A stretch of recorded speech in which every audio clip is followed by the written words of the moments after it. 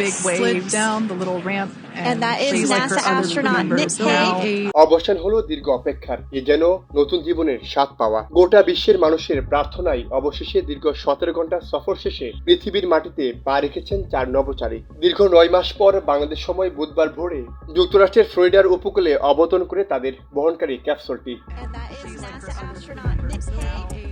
Sunita Williams, বাজ উইলমোরের সঙ্গে আরও যে 2 নভোচারী এসেছেন তারা হলেন নাসার নিক হক এবং রুশ নভোচারী আলেকজান্ডার। মার্কিন প্রেসিডেন্টের উপদেষ্টা ইলন মাস্কের মালিকানাধীন কোম্পানি স্পেস এক্সের ড্রাগন ক্যাপসুলে করে ফিরেছেন তারা। ইলন মাস্ক তার এক্স অ্যাকাউন্টে অবতরণের একটি ভিডিও প্রকাশ করেছেন, যেখানে দেখা গেছে উপকূলে নেমে আসার কিছুক্ষণ পর সমুদ্রে ভাসছিল যানটি। সেটিকে ঘিরে সাঁতার কাটছিল কিছু কৌতূহলী ডলফিন। প্রায় 1 ঘন্টা পর মার্কিন নৌবাহিনীর একটি উদ্ধারকারী জাহাজ এই নভোচারী ক্যাপসুলটিকে বের করে নিয়ে আসে। পৃথিবীর মাধ্যাকর্ষণ শক্তির সঙ্গে যেন তারা খাপ খাইয়ে নিতে পারেন, মূলত সেজন্যই 1 ঘন্টা সময় নিয়েছেন নৌবাহিনীর উদ্ধারকারী জাহাজ।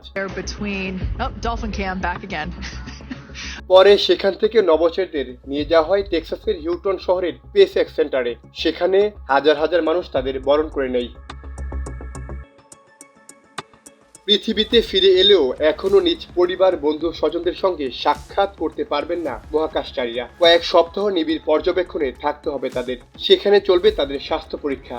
কারণ বিশ্লেষকদের মতে দীর্ঘদিন মহাকাশে শূন্য মাধ্যাকর্ষণে থাকার কারণে মানুষের শরীরে নানা প্রক্রিয়ার হেরফের হয়। গত বছরের জুনে বিমান প্রস্তুতকারী মার্কিন কোম্পানি বোয়িং এর তৈরি নৌযান স্টারলাইনে চেপে আন্তর্জাতিক মহাকাশে গিয়েছিলেন সুনিতা উবাচ। কারণ যে মহাকাশ যানে তারা গিয়েছিলেন সেটা বাগড়ে গিয়েছিল।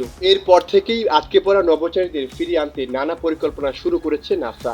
গত জানুয়ারিতে মার্কিন প্রেসিডেন্ট ডোনাল্ড ট্রাম্প দায়িত্বে গ্রহণ করার পর এই 2 নভোচারীকে ফিরিয়ে আনার উপর জোর দেন তিনি। তাদের ফিরিয়ে আনতে নাসার তৎপরতার অংশ হিসেবে ক্রু 10 মিশনের ফ্লাইটে তাদের ফেরানোর উদ্যোগ নেওয়া হয়।